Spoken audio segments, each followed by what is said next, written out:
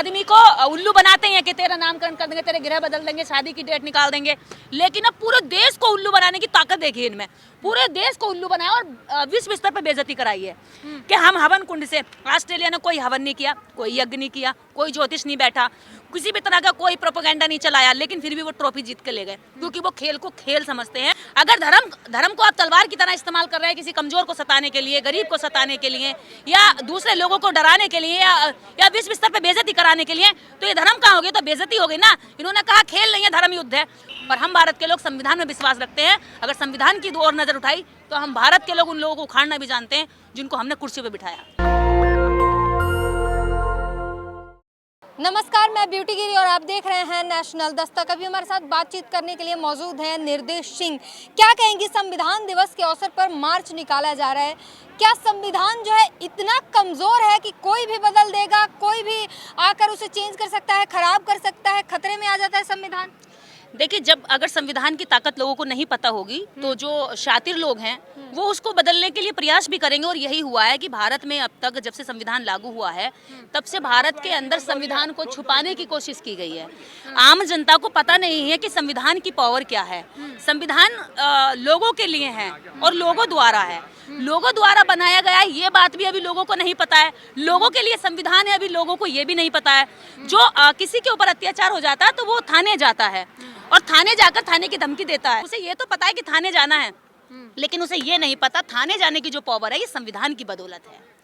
वो अगर उसके घर में चोरी हो जाए, वो चोर को पकड़ने के लिए जो जोर लगाता है, उसे ये तो पता है कि अगर मैंने किसी के घर चोरी कर ली तो ये अपराध होगा, मेरी बहन बेटी पे किसी ने आंख उठाई तो ये अपराध होगा। लेकिन उसे ये नहीं पता है कि इसका जो हम अपने बचाव कर सकते हैं वो संविधान की बदौलत है। संविधान जैसा नाम तो अब प्रचार में कुछ सालों से आया, जब से लोगों ने प्रचार शुरू किया है। इतने सालों से संविधान को दबाकर, छुपाकर खत्म करने की साजिश सरकारों ने करी है। एक मुद्दा बड़ा जोर शोर से उठा है आरक्षण का, और अब तो टीवी पर शो चल रहा है कि इंडियन प्लेयर्स का नाम दिखाकर कि अगर आरक्षण होता तो इतने धुरंधर प्लेयर ना होते हमारे इंडिया टीम में। तो जब मैच हम लोग टेस्ट खेल रहे थे, इंडिया टेस्ट मैच खेल रही थी तो अच्छा कर रही थी। जब अच्छा कर रही थी, जीत रहे थे, तो लगातार यही एंकरानी जो अभी बदल गए हैं, बहुत जल्दी पलटू है ये, उस समय कह रहे थे कि शुक्र है कि देश में आरक्षण खेलों के अंदर नहीं है। अगर खेलों में आरक्षण होता तो हम लोग हारते। लेकिन अब जब ये हार गए तो अब कहने लगे हैं साहब किस्मत बड़ी चीज होती है। अब किस्मत को दोष देने लगे हैं। तब हवन हो रहे थे, यज्ञ हो रहे थे, ज्योतिष बैठे हुए थे, बता रहे थे कि टीम इंडिया के नक्षत्र और गिरह तीनों जो है बहुत मजबूत हैं और टीम इंडिया ही ट्रॉफी लेकर आएगी। लेकिन अब जब उनकी पोल खुल गई, पूरे देश में पूरे देश के सामने बेइज्जती हो गई। आप इनका पाखंड देखिए, व्यक्तिगत रूप से तो ये आदमी को उल्लू बनाते हैं कि तेरा नामकरण कर देंगे, तेरे गृह बदल देंगे, शादी की डेट निकाल देंगे। लेकिन अब पूरे देश को उल्लू बनाने की ताकत देखिए इनमें। पूरे देश को उल्लू बनाया और विश्व स्तर पर बेइज्जती कराई है कि हम हवन कुंड से। ऑस्ट्रेलिया ने कोई हवन नहीं किया, कोई यज्ञ नहीं किया, कोई ज्योतिष नहीं बैठा, किसी भी तरह का कोई प्रोपेगेंडा नहीं चलाया, लेकिन फिर भी वो ट्रॉफी जीत के ले गए, क्योंकि वो खेल को खेल समझते हैं। और यहाँ पर खेलों में भी भावना है, हर जगह भावना, हर जगह भावना। लोगों की आस्था है, आपको आस्था से, उनकी आस्था से आपको क्या समस्या है? वो अपना काम करने दीजिए, आप अपना काम कीजिए। बात यहाँ आपने जो सवाल किया है ना, आस्था, यहाँ पे आस्था यहाँ का नागरिक अपनी ओर से सेट नहीं करता कि उसकी आस्था किसमें होगी। यहाँ के नागरिकों की आस्था जो मीडिया सेट करती है, फिल्म सेट करती है कि इसमें आस्था होनी चाहिए। तो जो मीडिया सेट करती है लोगों के दिमाग में कि आस्था यहाँ होनी चाहिए, हमें इससे दिक्कत है। अपने आप से जब आस्था आदमी हो जाता है, अपने आप से जब व्यक्ति विचार करता है, सवाल करता है, तो उसके खिलाफ मुकदमे कराए जाते हैं। उसको बताया जाता है कि हमारी भावनाएं आहत हो गई हैं। तो भावनाओं को हमेशा दूसरों को दबाने के लिए या दूसरों को नीचा दिखाने के लिए नहीं इस्तेमाल होना चाहिए, जो कि भारत के अंदर अधिकांश लोग करते हैं। आपने देखा होगा स्टेडियम के ही अंदर हनुमान चालीसा तेज आवाज में जोर से लगाया जा रहा था, है जय हनुमान ज्ञान गुण सागर। अरे जो ज्ञान का सागर है उसका तुम यहाँ पे थोड़ी सी बीच में बोल करके क्या उसको दिखाना चाह रहे हो, अगर तुम्हारी नजर में वो सागर है। तो क्या है कि खिलाड़ियों को वहाँ पे भी डिसरेस्पेक्ट करने की कोशिश की गई, लेकिन वो खेल से हटे नहीं।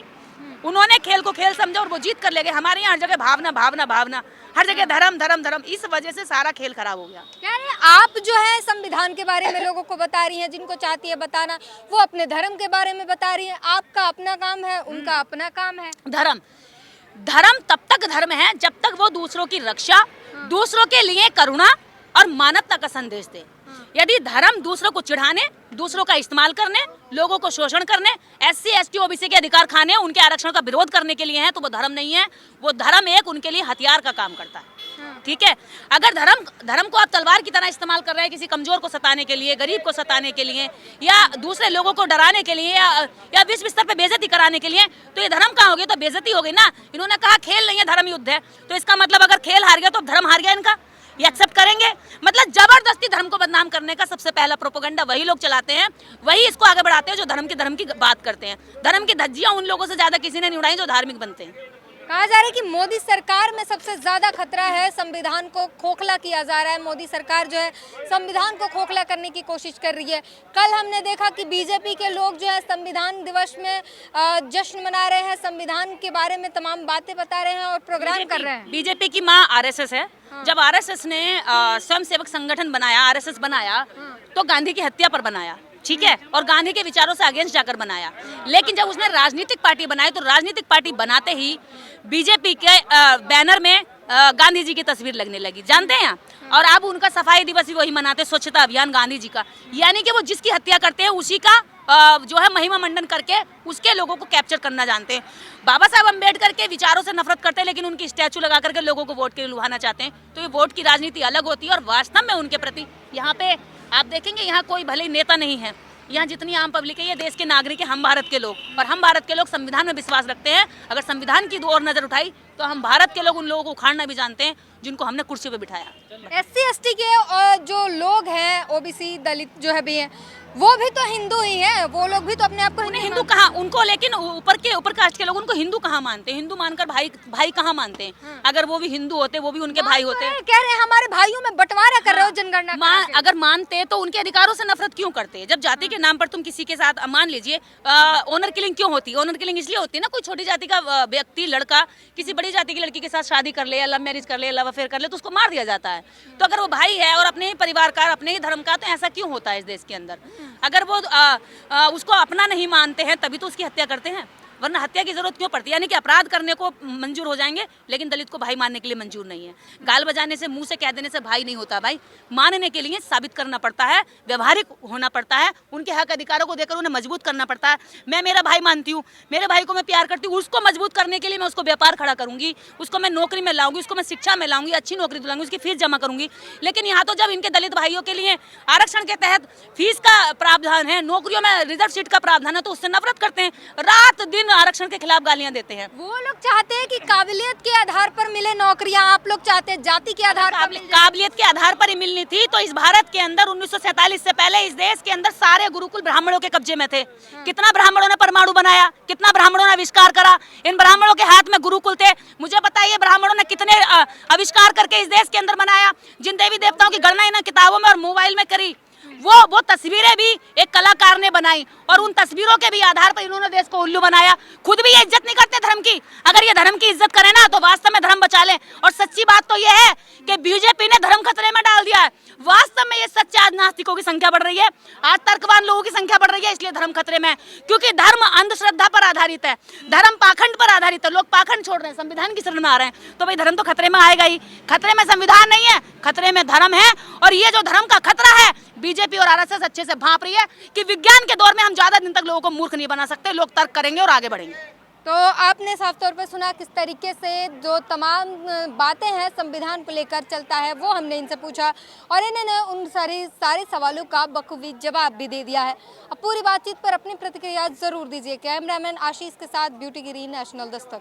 नेशनल दस्तक की आपसे गुजारिश है कि अगर इसको बचाना चाहते हैं तो नेशनल दस्तक को सब्सक्राइब करने के लिए रेड कलर के सब्सक्राइब बटन को दबाएं, फिर बेल आइकन की घंटी दबाएं। नेशनल दस्तक को बचाने के लिए बहुत जरूरी है कि हर खबर को शेयर करें, लाइक करें, कमेंट जरूर करें।